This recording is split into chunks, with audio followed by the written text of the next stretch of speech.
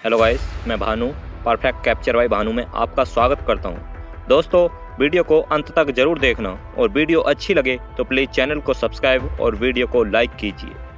दोस्तों, आज हम बात करेंगे भारत की शान ताजमहल, जिसका नाम दुनिया के 7 अजूबों में शुमार है। ताजमहल भारत का गौरव है, जिसकी प्रशंसा संपूर्ण विश्व में की जाती है। सुंदरता की मिसाल दिए जाने वाला ताजमहल भारत के लोगों को ही नहीं बल्कि पूरी दुनिया के कोने कोने में बसे लोगों की अपनी ओर आकर्षित करता है। ताजमहल को 1983 में यूनेस्को ने विश्व धरोहर स्थल करार दिया है। प्रत्येक भारतवासी के दिल में बसे ताजमहल को इस्लामी कला का रत्न भी घोषित किया गया। दोस्तों, अब आप जानिए ताजमहल का इतिहास। ताजमहल का निर्माण मुगल शासक शाहजहां द्वारा करवाया गया था।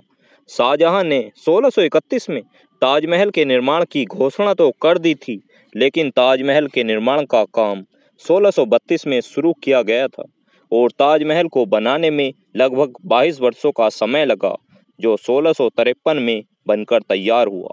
ताजमहल की कीमत की बात की जाए तो इतने वर्षों तक चले ताजमहल के निर्माण की कीमत को हाँक पाना काफ़ी मुश्किल है।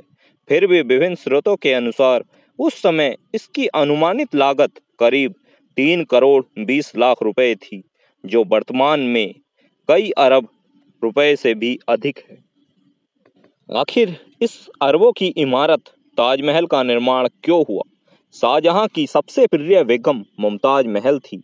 मुमताज फारसी देश पर्सिया के शाही खानदान से थी। शाहजहां और मुमताज का निकाह 30 अप्रैल 1612 को हुआ था।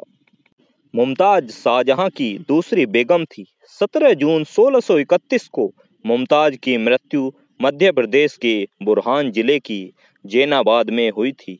मुमताज शाहजहां की सबसे प्रिय बेगम थी, इसलिए शाहजहां ने मुमताज की याद को अमर बनाने के लिए ही उनकी याद में ही ताजमहल का निर्माण करवाया था।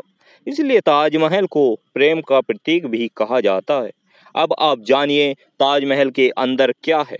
ताजमहल कितना बाहर से खूबसूरत है, उतना ही अंदर से भी है।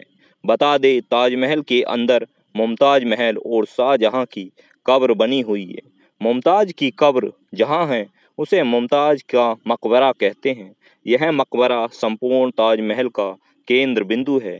दरअसल शाहजहां की बेगम की आखिरी इच्छा थी कि उनकी कब्र को उनके नाम के मकबरे में दफनाया जाए।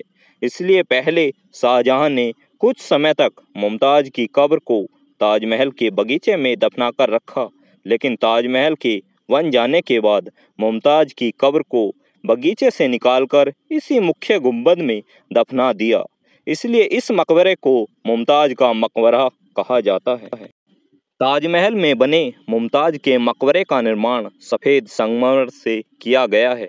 मकबरे की शोभा बढ़ाने के लिए इसके ऊपर विशाल गुंबद बनाया गया है। इस मकबरे की 4 मीनारें हैं, जो इसके चारों ओर वर्गाकार में सुशोभित हैं। इस मकबरे का वर्गाकार प्रत्येक किनारे 55 मीटर है एवं इसका आकार अष्टकोण है। यह अष्टकोण दीवारें मकबरे की 4 दीवारों से छोटी हैं। चारों तरफ से मकबरा बगीचे से घिरा होने के कारण बहुत ही मनभावन लगता है। दोस्तों, अब आप जानिए ताजमहल निर्माण से जुड़ी कुछ दिलचस्प बातें। निर्माण में आए थे विदेशी शिल्पकार।